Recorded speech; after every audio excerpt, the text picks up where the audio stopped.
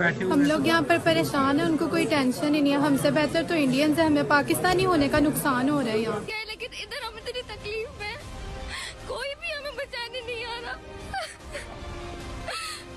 ये सारी लड़कियाँ उधर उन लड़कों को उन्होंने मार के उधर भेज दिया है, कोई भी हमें पाकिस्तान से बचाने नहीं आ रहा। दोस्तों, हमारे प्यारे भारत में कुछ लोग ऐसे भी हैं जो रहते तो यहाँ पर हैं लेकिन गाते हमारे पड़ोसी की हैं। उनको मैं एक तस्वीर दिखाता हूँ जिससे आपको भी गर्व होगा भारतीय होने पर। दोस्तों, आप स्क्रीन पर ये तस्वीर देख सकते हैं। ये जो खाली एरिया दिखाई दे रहा है ये है वॉर जोन, जहाँ पर कोई भी प्लेन नहीं गुजर रहा। लेकिन जो रेड जहाज दिखाई दे रहा है ये है एयर इंडिया का जहाज, जो भारतीय स्टूडेंट को बचाने के लिए गई है। अब मैं आपको एक छोटी सी क्लिप दिखाता हूँ इसी एयर इंडिया के प्लेन की।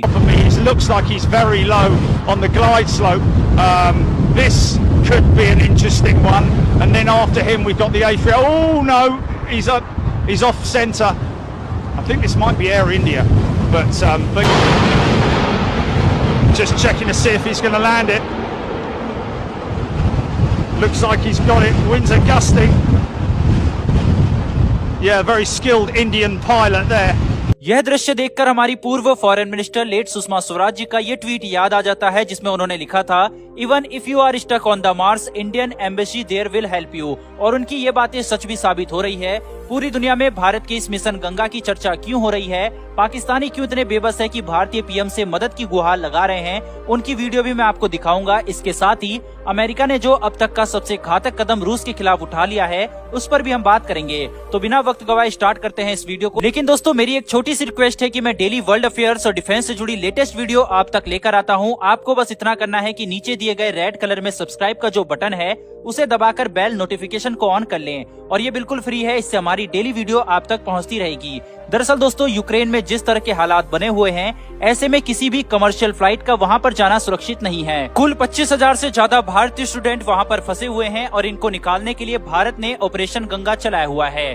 वॉर की इस स्थिति में भारत के प्रधानमंत्री नरेंद्र मोदी ने दोनों देशों के राष्ट्रपति से फोन पर बात की और पुतिन और यूक्रेन के राष्ट्रपति जेलेंस्की को अपनी गंभीरता भारतीय स्टूडेंट को लेकर बताई। दोनों ने ये कहा है कि भारतीय स्टूडेंट को वहां पर कुछ नहीं होगा और इवैक्यूएट कराने में हम मदद करेंगे। आप आर्टिकल देख सकते हैं जिसमें लिखा हुआ है, पुतिन एश्योर्स देयर सेफ्टी। अब यहाँ बाकी देश जैसे कि पाकिस्तान और भी अन्य देशों के लिए प्रॉब्लम ये है कि उनके दोनों देशों से संबंध अच्छे नहीं हैं, यानी कि या तो रशिया की तरफ हैं या फिर यूक्रेन की तरफ हैं, और ऐसे में उनके लिए अपने नागरिकों को बचाना आसान नहीं हो रहा। हालात इस समय यूक्रेन में यह है कि आम नागरिकों को भी अब निशाना बनाया जा रहा है। ऐसे में कोई भी सिक्योर नहीं है। भारत ने स्थिति की गंभीरता को देखते हुए आसपास के सभी देशों से मदद मांगी है, चाहे पोलैंड हो, स्लोवाकिया हो या अन्य देश हो। इन देशों के रास्ते भारतीयों को निकाला जा रहा है। वहीं इस क्षेत्र में किसी फ्लाइट की जाने की हिम्मत हो रही है तो वो है इंडिया की एयरलाइन, जिसने सभी देशों से क्लियरेंस ले रखी है।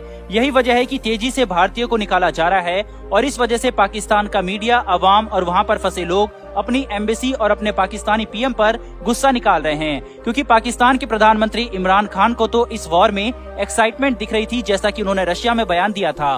पाक एम्बेसी पर किस तरह से गुस्सा फूटा हुआ है, इस क्लिप के माध्यम से आप देखिए। फिल्म हैं जो वहां पर पढ़ने के लिए गए हुए थे और वो वहां पर बड़ी तादाद में मौजूद हैं, तो उन्होंने अपने स्टूडेंट्स के लिए प्रेसिडेंट पुतिन से बात की। तरह के इंडिया से सिर्फ अगर 30 मिनट्स की बात हुई है दोनों जो हेड ऑफ स्टेट्स हैं उनके बीच, तो भारत ने अपना ये मुद्दा उठाया। उस 25-30 मिनट की टॉक के बीच भी इंडिया की तरफ से ये मुद्दा रखा गया कि उनको फिक्र है उनकी सेफ्टी की, उनके जो वहां पे स्टूडेंट्स मौजूद। लेकिन पाकिस्तान के फंसे हुए लोग जो हैं, खासतौर से तलबा जिनकी बड़ी तादाद है, उनकी रुदादे गम सुन सुन के दिल बहुत दुखी है। सर, वो कह रहे हैं कि हमारे पाकिस्तानी स्टूडेंट्स, हमारे पाकिस्तानी बच्चे इस वक्त वहां पर फंसे हुए हैं।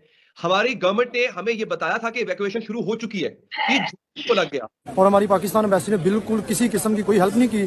सरासर पाकिस्तान में झूठ बताया जा रहा है, इधर बेखनों की जिंदगी गुजार रहे हैं। हमें तो इंडिया के सफारतखाने से इंडिया वालों को इत्तला मिली थी, लेकिन हमें कुछ भी बताया नहीं था। अच्छा, इंडिया वालों ने, सफारत खाने ने इंडिया वालों को वहां से इतला करके पहले से बता दिया, लेकिन आपको किसी ने कुछ नहीं बताया? पाकिस्तानी सफारत खाने ने जी हमें कुछ भी नहीं बताया था। हाँ जी, एम्बेसी की तरफ से कोई रिस्पांस आया? कोई रिस्पांस नहीं है। तो आप बताएं कि कैसा दिन गुजरा आपका? सुबह से मैं देख रहा हूँ आप लोग इधर बैठे हुए। हम लोग यहाँ पर परेशान हैं, उनको कोई टेंशन ही नहीं है। हमसे बेहतर तो इंडियंस है, हमें पाकिस्तानी होने का नुकसान हो रहा है यहाँ। यह सब देखकर दोस्तों, भारत की जितनी तारीफ की जाए उतनी कम है, और इसके पीछे सबसे बड़े नायक हमारे विदेश मंत्री एस जयशंकर और प्रधानमंत्री जी हैं। हमारी फॉरेन पॉलिसी की भी जितनी तारीफ करनी पड़े उतनी कम है, जो कि हमेशा से जबरदस्त रही है, चाहे फिर वो कांग्रेस की गवर्नमेंट ही क्यों ना हो। लेकिन भारत आज वर्ल्ड लीडर के रूप में जरूर उभर रहा है। बात करते हैं दोस्तों यूक्रेन और रशिया की, तो इस समय रिहायशी इलाके में रूस ने बमबारी शुरू कर दी है और ये पहले से काफी तेज है। और दुखद ये है कि इसकी चपेट में सिविलियन भारी मात्रा में आ रहे हैं। इसी